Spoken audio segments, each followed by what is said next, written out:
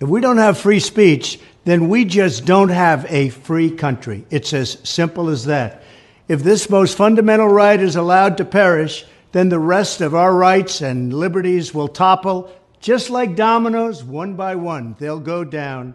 That's why today I'm announcing my plan to shatter the left-wing censorship regime and to reclaim the right to free speech for all Americans.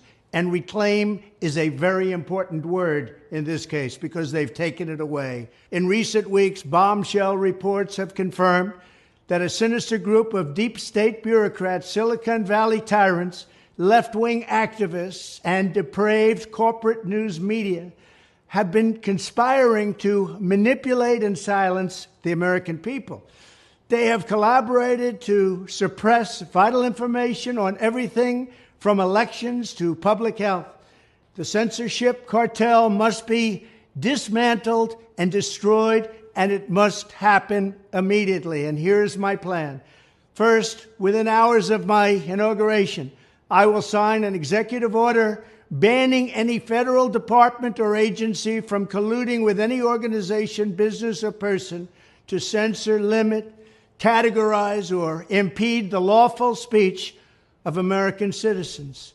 I will then ban federal money from being used to label domestic speech as mis- or disinformation.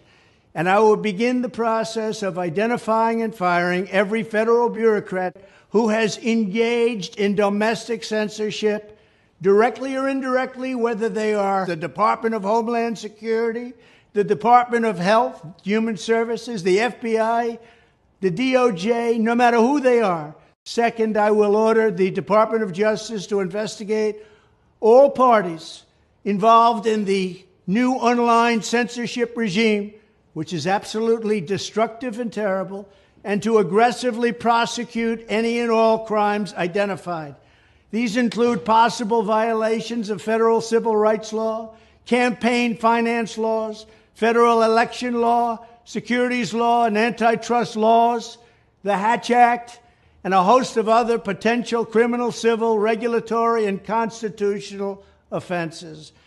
To assist in these efforts, I am urging House Republicans to immediately send preservation letters, and we have to do this right now, to the Biden administration, the Biden campaign, and every Silicon Valley tech giant, ordering them not to destroy evidence of censorship.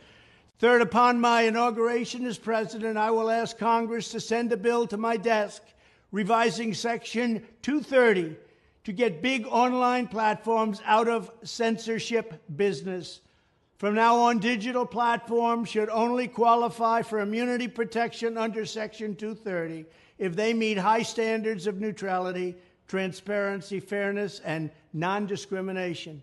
We should require these platforms to increase their efforts to take down unlawful content such as child exploitation and promoting terrorism, while dramatically curtailing their power to arbitrarily restrict lawful speech. Fourth, we need to break up the entire toxic censorship industry that has arisen under the false guise of tackling so-called mis- and disinformation. The federal government should immediately stop funding all nonprofits and academic programs that support this authoritarian project. If any U.S. university is discovered to have engaged in censorship activities or election interferences in the past, such as flagging social media content for removal of blacklisting, those universities should lose federal research dollars and federal student loan support for a period of 5 years and maybe more. We should also enact new laws laying out clear criminal penalties for federal bureaucrats who partner with private entities to do an end run around the Constitution and deprive Americans of their First, Fourth, and Fifth Amendment rights. In other words, deprive them of their vote.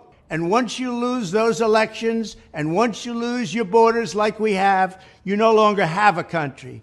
Furthermore, to confront the problems of major platforms being infiltrated by legions of former deep staters and intelligence officials, there should be a 7-year cooling-off period before any employee of the FBI, CIA, NSA, DNI, DHS, or DOD is allowed to take a job at a company possessing vast quantities of U.S. user data.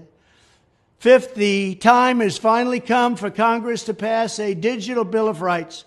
This should include a right to digital due process. In other words, government officials should need a court order to take down online content, not send information requests such as the FBI was sending to Twitter. Furthermore, when users of big online platforms have their content or accounts removed, throttled, shadow banned, or otherwise restricted, no matter what name they use, they should have the right to be informed that it's happening, the right to a specific explanation of the reason why, and the right to a timely appeal. In addition, all users over the age of 18 should have the right to opt out of content moderation and curation entirely and receive an unmanipulated stream of information if they so choose. The fight for free speech is a matter of victory or death for America and for the survival of Western civilization itself. When I am president, this whole rotten system of censorship and information control will be ripped out of the system at large. There won't be anything left. By restoring free speech, we'll begin to reclaim our democracy and save our nation. Thank you, and God bless America.